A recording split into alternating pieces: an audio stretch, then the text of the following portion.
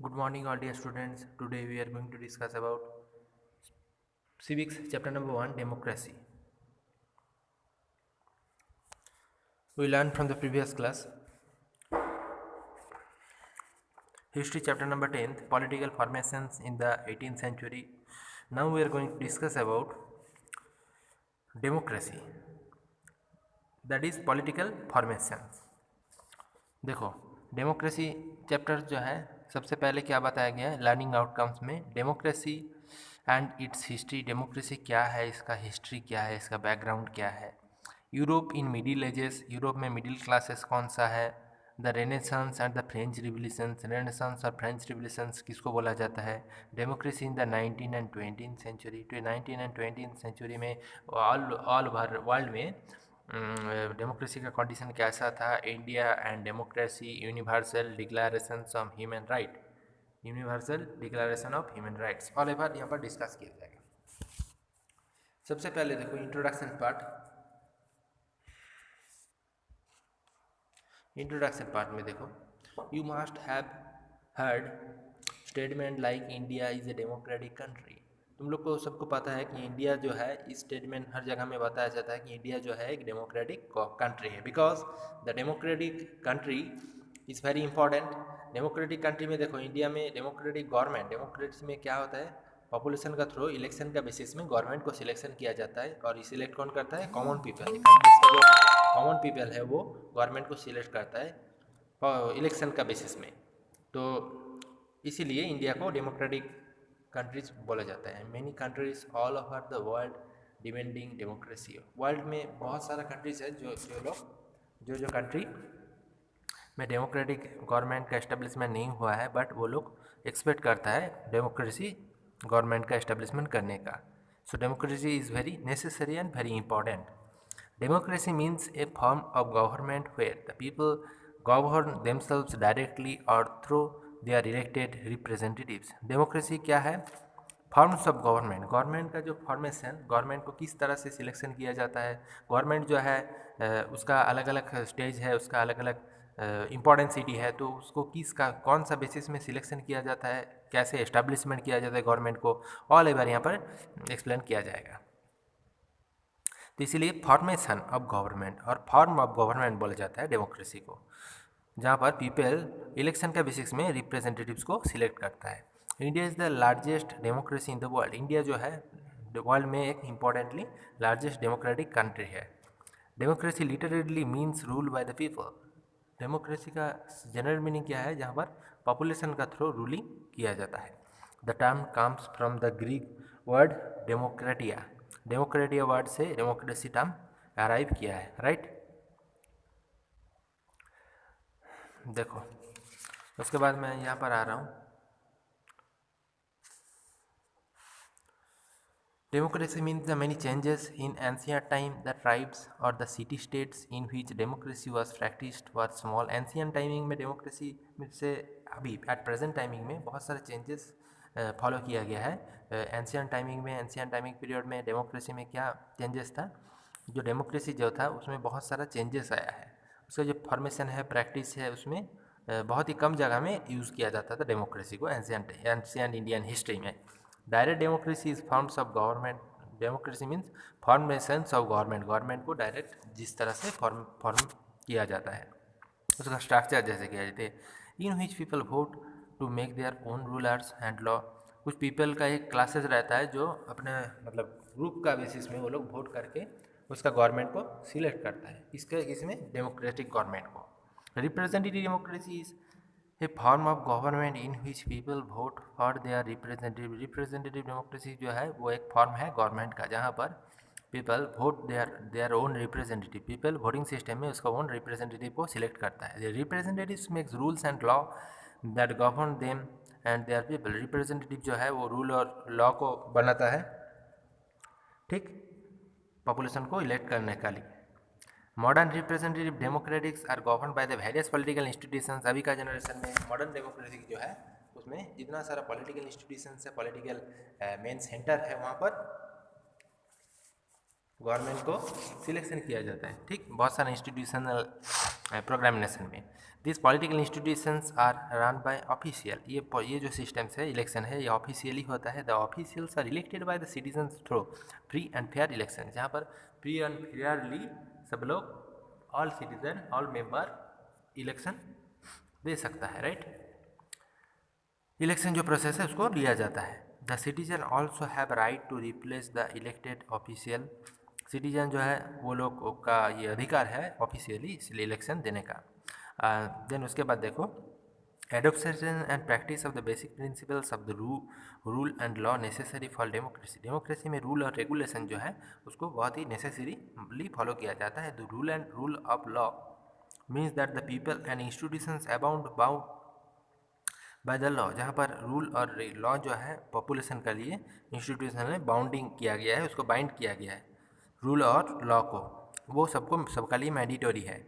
The law is fairly applied and enforce the order to protect human right, law जो है वो human right को protect करके उसका एस्टेब्लिशमेंट किया गया है। It means that all peoples are equal before the law, इसका मीनिंग है ऑल पीपल जो है लॉ का बेसिस में, उसका इकोनॉमिक कंडीशन ज़्यादा भी हो कम भी हो, वो लोग सब लोग इक्वल है इलेक्शन का प्रोसीड्यूर में। In the democracy fundamental rights are guaranteed to every citizen, democracy जो है एवरी सिटीजन का लिए, एवरी इंडियन मेंबर का लिए फंडामेंटल है, ये नेसेसरी है।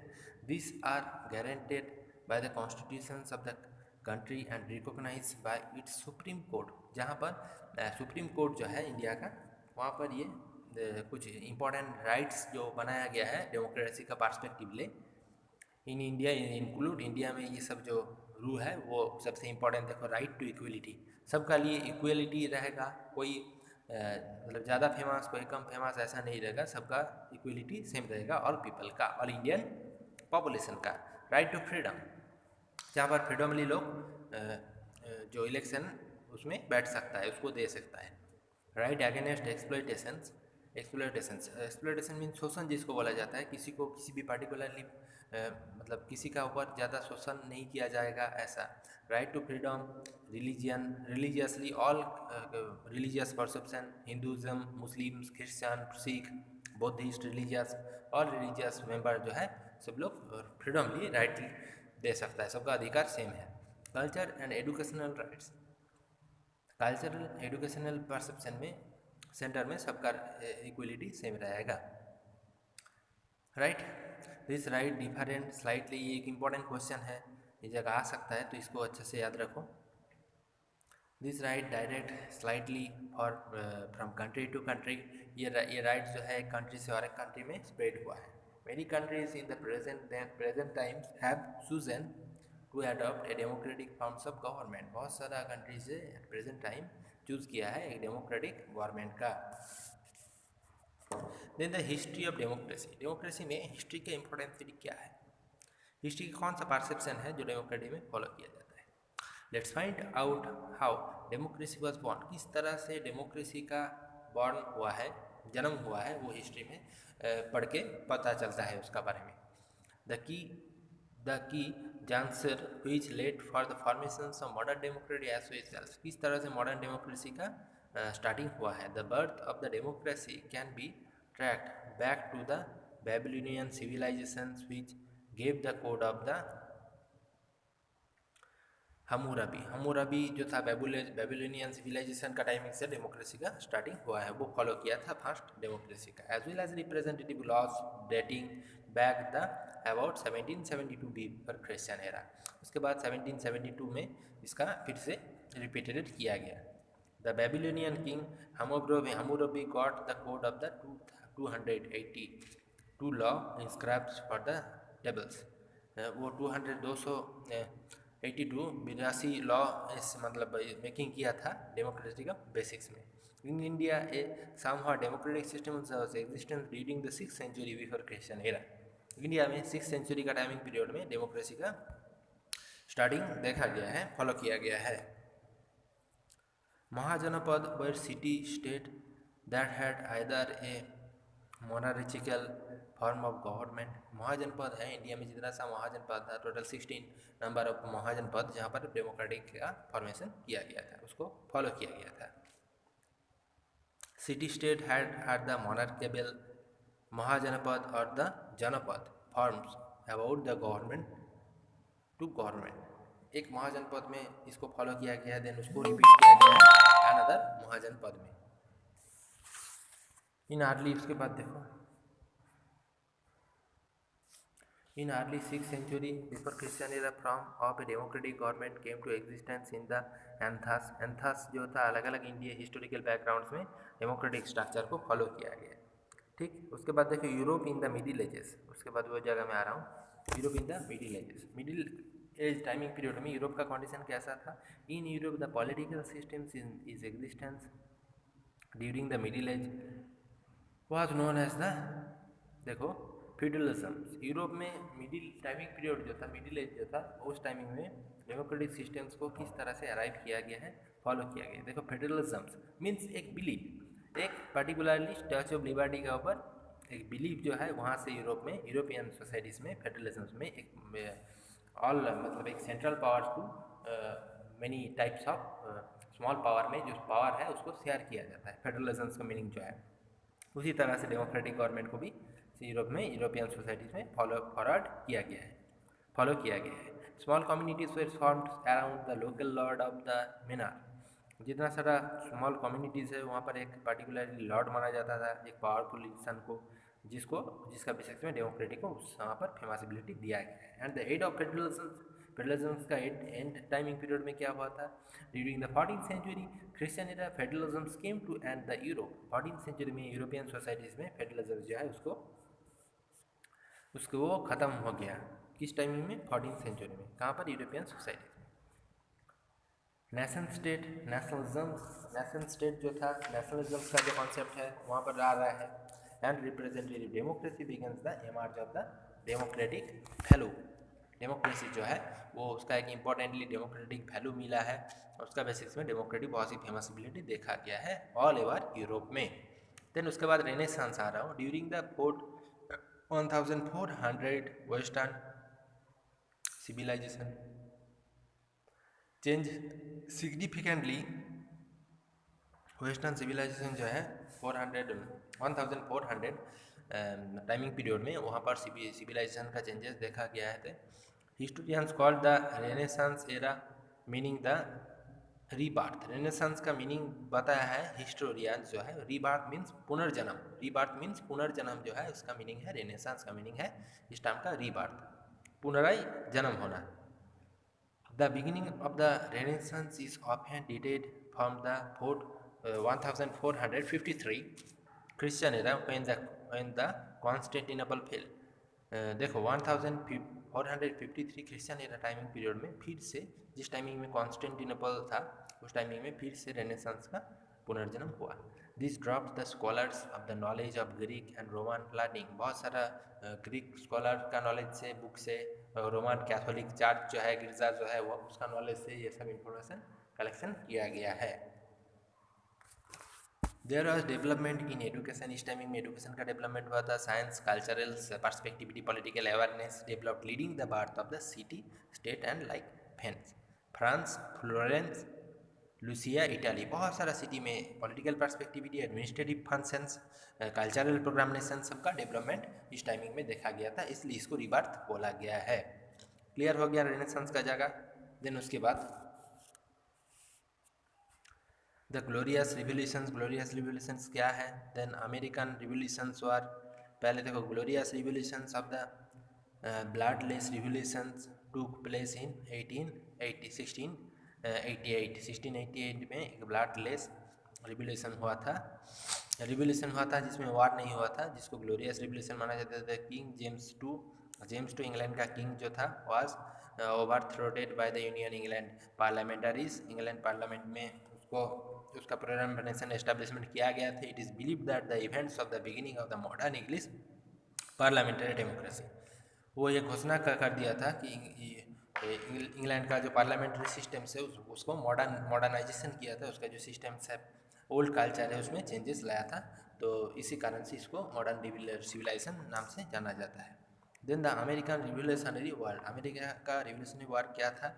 The American revolutionary was also known as the American war of independence. American revolutionary war को माना जाता है American war of independence, America के इंडिपेंडेंस वार माना जाता है।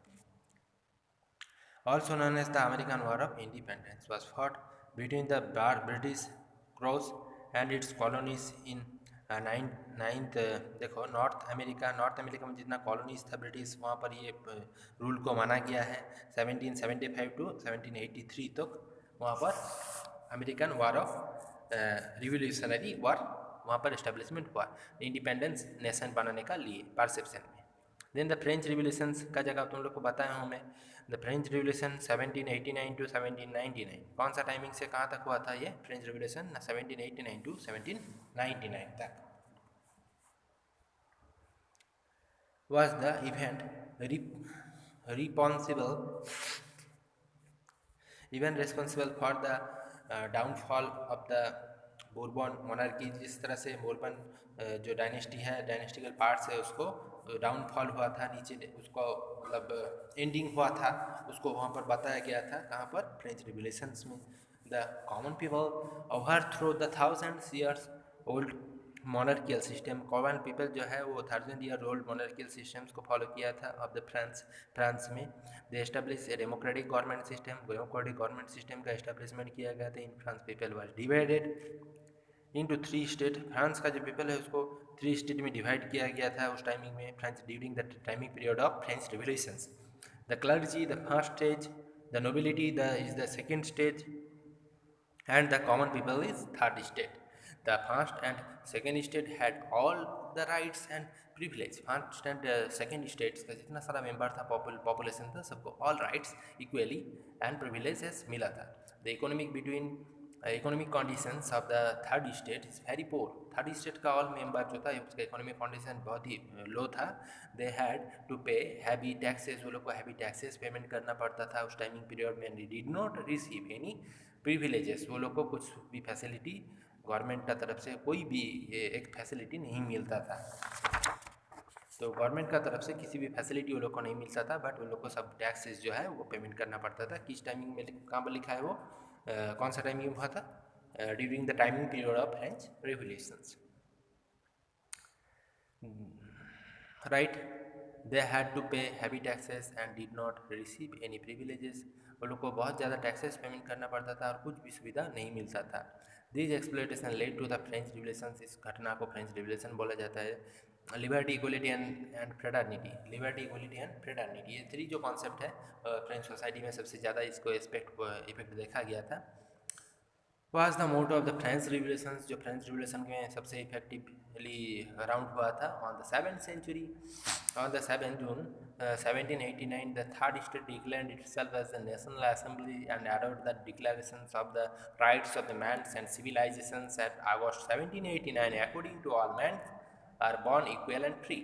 1789 में जो है रूल बनाया गया था, वहाँ पर बताया गया था कि ऑल मैन जो है उसको वो इक्वली एक मेंबर है सोसाइटीज़ का और फ्रीली ऑल वर्क कर सकता है। 1791 a constitution form by the peoples came into force, it marked the end of absolute monarchy and established the self-government by the peoples. The French Revolution recognized people as well as supreme power of the dictates, the tuning point of history democratic। जहाँ पर historical backgrounds में देखा गया है democracy का जो power है, democracy का जो स्प्रेड्स है यूरोपियन सोसाइटीज़ में, उसका इफेक्टिवनेस बहुत ही क्रिटिकली एनलार्ज हुआ था। लास्ट तक बोर्बन एम्पायर लुई 16 का एंडिंग देखा गया था वहाँ पर। तो इसी को मतलब फ्रेंच रिवोल्यूशन माना जाता है, इस दैट इंसिडेंट्स, इस घटना को। The democracy in the 19th century and the 20th century, 19 and 20th century में डेमोक्रेसी का कंडीशन कैसा था, अब मैं वो जगह डिस्कस करने वाला हूँ। By the end of the 19th century, different revolutions brought various parts of the world। 19th century में वर्ल्ड के अलग अलग जगह में बहुत सारा रिवोल्यूशंस स्प्रेड हुआ था, उसको इफेक्टिवनेस देखा गया था। They ensure more rights for the peoples and greater participation in the government, population जो था उसको बहुत सारा राइट्स मिला था और गवर्नमेंट को बहुत सारा पार्टिसिपेशन में वो लोग इंक्लूड हुआ था। Powers of the king were limited, king का जो पावर है उसको लिमिट कर दिया गया था। Legislative bodies and the constitution of various forms of adoptations, constitution जो है वहाँ पर बहुत सारा फॉर्मेशन का स्ट्रक्चरेबिलिटी देखा गया था। Women voting right issue, women जो था उसको वोटिंग सिस्टम में पहले बैठना नहीं दिया जाता था, बाद में वो भी दिया गया। And the 20th century was worldwide supported the democracy, world में हर जगह में डेमोक्रेसी स्प्रेड हो गया था 20th सेंचुरी का टाइमिंग पीरियड में। Independence of the colonies and democracy, किस तरह से वहाँ पर इफेक्ट देखा दिया था इंडिपेंडेंटली, कौन कौन सा कॉलोनीज था देखो। During the second half of 20th century most colonies in South America, से 20th सेंचुरी का जो सेकेंड हाफ था उस टाइमिंग में बहुत सारा कॉलोनीज जो था south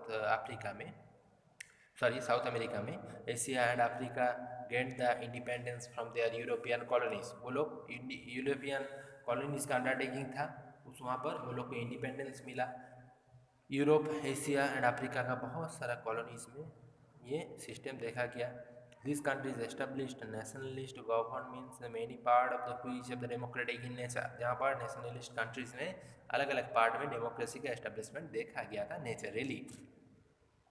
then the India and the democracy, India में डेमोक्रेसी का स्प्रेड कैसा हुआ था। In the 1947 India became the independence from British rule.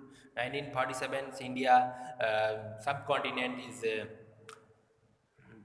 right is given the independence, totally independent nations.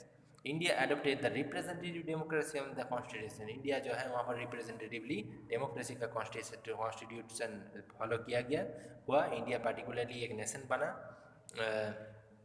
It came to effect the 26 January of 1915, ये पूरी हुआ कहाँ पर किस टाइमिंग में 1915 का 26 जनवरी। The constitution of India became the primary usage sources of laws, guidance, force the democracy of the democratic institutions in India. India में ऑल जगह में 1915 में 26 जनवरी में क्या देखा गया,